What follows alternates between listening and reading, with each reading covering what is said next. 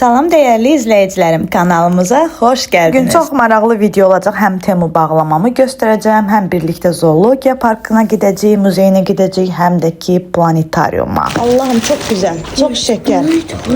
Böyük deyil. Oy, çox gözəl. Hər zamanki kimi reaksiyalarım da belə abartılı olub, amma bu ayaqqabını həqiqətən çox bəyəndim. Düşünürəm ki, qız uşaqları üçün qəşəng paltarlar var hər yerdə, amma oğlan uşağı üçün bir qəşəng paltar, nə bilim, maraqlı bir şey tapmaq olmur. Ona görə də Temudan baxanda gördüm ki, siz də baxarsınız. Temuda oğlanlar üçün çox belə stilli paltarlar var. Çox qəşəng paltarlar var. Ona görə də düşündüm ki, oradan hər dəfəsində elə 1-2 dəst vursam paltar olar Hüseyndə çox. Ona görə də belə bir 2 dənə dəst vurmuşam bu dəfəlik. Bu dəsti də çox bəyəndim. Narıncını da çox bəyəndim. Biraz oversize götürmüşəm. Hüseynə belə bol paltarlar yaraşır. Düşünürəm ki, ikisi də qəşəngdir. Biraz short ki, biraz elə bir ki balacadır. İkisinin bunda daha çox elə bir ki balacadır. Amma düşünürəm ki, yəqin ki stili budur. Çünki köynəyi normal əyninə oturdu. Qızlar, sizə deyim ki, qiymətləri çox münasibdir. Özünüz girəndə, yəni əgər girməyəniz varsa, mütləq baxın. Özünüz görəcəksiniz ki, nə dərəcədə uyğundur qiymətlər uşaqlar üçün. 15 manat, 13 manat, 20 manat. Bunu isə yoldaşım üçün götürmüşəm. Belə makasin ayaqqabıları. Yoldaşım sevir belə cinslə filan geyinməyə. Yəni bunun da qiyməti bilmirəm 27 manat idi ya 30 manat idi. Yəni elə ki, qiymətlər çox bahadır. Əsas da deyim ki, uşaqlar üçün. Uşaqlar üçün qiymət, oğlan uşaqlar üçün baxarsınız özünüz cins şalvar filan çox uyğun qiymətədir. Bu da yoldaşım üçün alınıb, ən sevmədiyim isə bu oldu. Elə qəşəng görünürdü ki, orada. Buradakı qartal çox gülməli görsənir. Yəni heç sevmədim bunu. Güya deyirdim ki, Hüseynin dəsti gəlib, zoologiya muzeyinə gedirik. Burada müəllimlə birlikdə, valideynlərlə birlikdə dedim ki, dəsti geyindirərəm, qəşəng olar, amma həmən gün soyuq oldu, geyindirə bilmədim. Ancaq oldu ki, bir dənə ayaqqabısını geyindirə bildim. İndi isə birlikdə gedək zoologiya muzeyinə, birlikdə sizə də göstərəcəm oradan, buradan, əgər getməyəniniz varsa.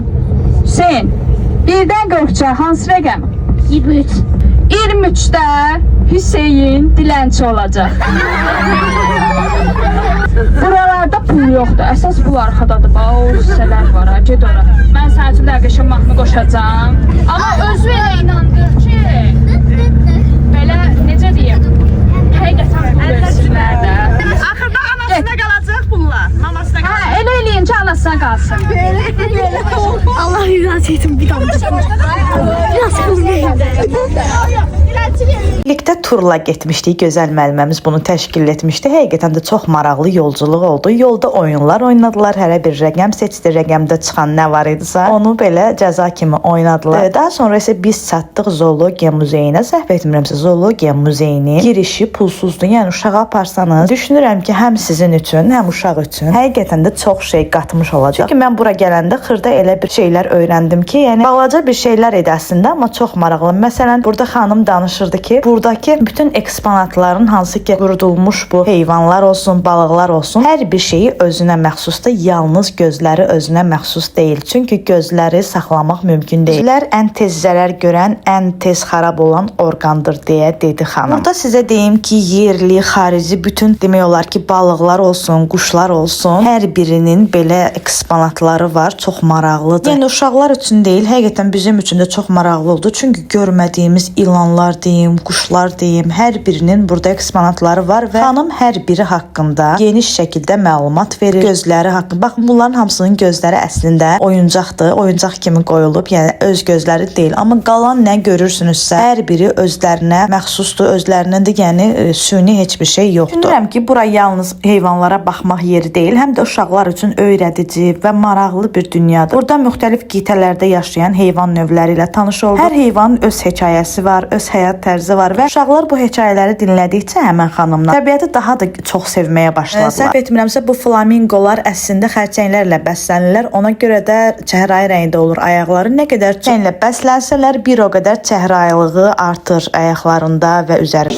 Yəni bu atadır, bu anadır. Yadda saxlayır, quşların ata olanları, yəni erkək olanları daha gözəl olurlar. Üzəri naxışlı, bəzəkli olanları atalardır. Daha sonra keçdik belə heyvanlar olan hissəsinə. Yuxarıda sadəcə məsələn quşlar idi, balıqlar idi, filan ilanlar idi. Burada isə heyvanlardır, vəhşi heyvanlar belə daha çoxdur burada. Belə yerlərə gəlmək uşaqlarda həqiqətən təbiətə sevgi və qayğı hissi yaradır. Onlar heyvanları yalnız kitablarda və televizorlarda yox, canlı olaraq gördükdə həqiqətən özümdə də belə oldu. Yəni maraqlar artır və suallar yaranır. Öyrənmə həvəsi də daha çoxalır. Bu da onların həm biliklərini, həm empatiya qabiliyyətlərini də inkişaf elətdirir.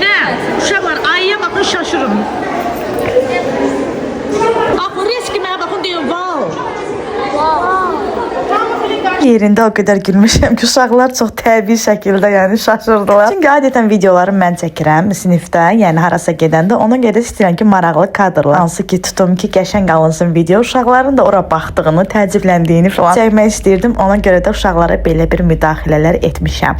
Bu bilmirəm nəyin skeleti idi. Amma bu filin çox maraqlı bir hekayəsi var. Əslində o fili xanım dedi ki, bizə sirkə gətirilmişlər. Sirkə gətirəndən sonra isə bu fil ölüb. Yəni öləndən sonra isə bu filin eksponatını düzəltməyi qərarı alıblar və onu ölümsüzləşdiriblər burada. Burada son bir ədəd də şəkil çəkdirək. Gedək sizi aparım planetariuma, hansı ki mən də ilk dəfə idi gedirdim və çox mənim üçün gözəl oldu. Ümumiyyətlə uşaqlıqdan belə bir həvəsim var idi. Mən kosmonavt olmaq istirdim. Çox xoşum gəlir ki, belə planetləri izləyim. Hətta mən arzumdur ki, gedib o Şamaxı rəsədxanasına gedim və Saturnu izləyim, digər planetləri izləyim. Ona görə də bu mənim üçün inanılmaz bir şey idi. Uşaqlardan çox özüm sevinmişəm və sizi də istəyirəm ki, oranı göstərim ki, əgər bilməyənlər varsa uşaqları mütləq ora aparın. Bu yerləşir Park Bulvarda. Gəldik Park Bulvara və bilmirəm neçənci mərtəbəsi idi, amma çox yüksək çıxdıq və orada belə planetarium var, hansı ki planetləri göstərmək üçün belə kinoteatr kimi bir yerdir, hansı ki tavandadır. Otağın tavanında göyə baxmış kimi bir effekt yaradıblar və bütün planetlər orada göstərirlər, səsli şəkildə bildirirlər, necədir planetlər, nə baş verir, çox bilgiləndiricidir, həm də çox qəşəngdir. İndi sizə kadrlar çəkmişəm, göstərəcəyəm.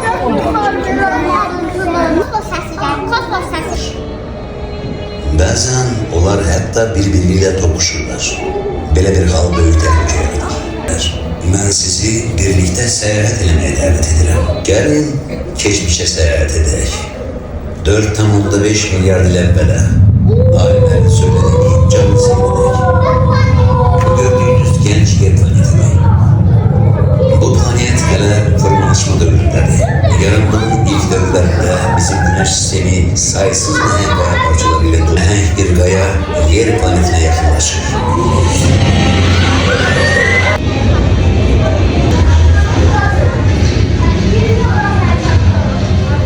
Hissələr isə yer ətrafı orbitdə qalırlar. Cazibə qüvvəsi onları açıq kosmosa uçmaqdan saxlayır.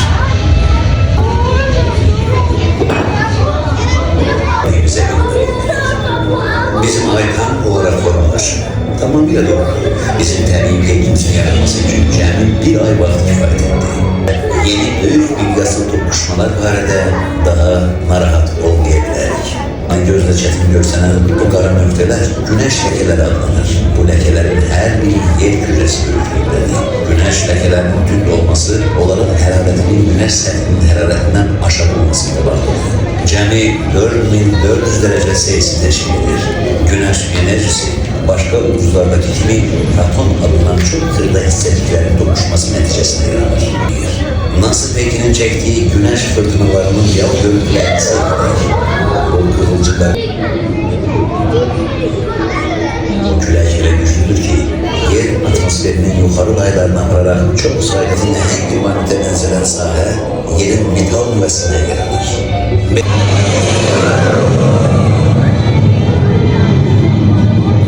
Planeti bizim bugün gördüğümüzden fərqliydi. Bu fəlakət insanın yerdə əmələ gəlməsindən çox əvvəl olmuşdu. O zaman yer planetində nəhəng dinozavrlar yaşayırdı.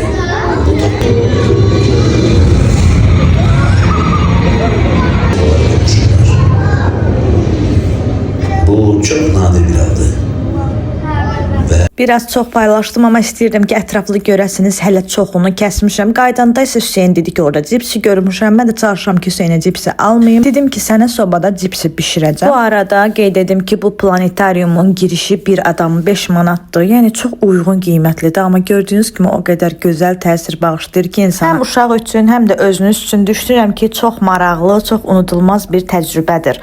Bu arada heç yenə də unutdum deməyi, videonu bəyənməyiniz, abunə olmağınız, o dəyərli Ürəklərinizi məndən əsirgəməməyiniz mənim üçün çox böyük bir şeydir həqiqətən də. İstəyirəm ki, burada videonu sonlandırım. Təşəkkür edirəm ki, videonu izlədiniz, mənimləsiniz. Ümid edirəm ki, video xoşunuza gəlmişdir. Təşəkkür edirəm. Sağ olun. Özünüzə yaxşı baxın. Gələn videolarda görüşmək üzrə.